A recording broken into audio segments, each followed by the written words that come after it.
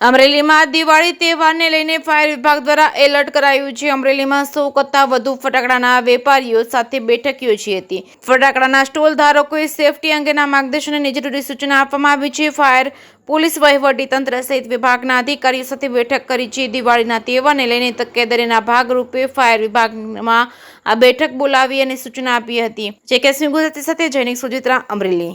નમસ્કાર, હું SP Sarteja, in charge fire officer Amreli.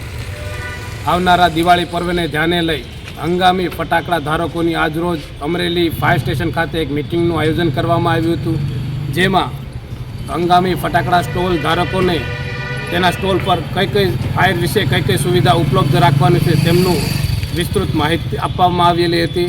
આ પ્રસંગે સિટી પીઆઈ અમરેલી તથા મામલતદાર સાહેબ શ્રી અને એસડીએમ સાહેબ શ્રી હાજર રહેલા હતા। કેટલા ફટાકડા ધારકો હાજર હતા? લગભગ અંદાજિત 120 ફટાકડા ધારકો ઉપસ્થિત રહ્યા હતા મિટિંગમાં। અમરેલીમાં કેટલા અત્યારે સ્ટોલ હાલ ઉપલબ્ધ થયા છે ફટાકડા? અમરેલી સ્ટોલ 56 ને અરજીઓ લગભગ આવેલી છે।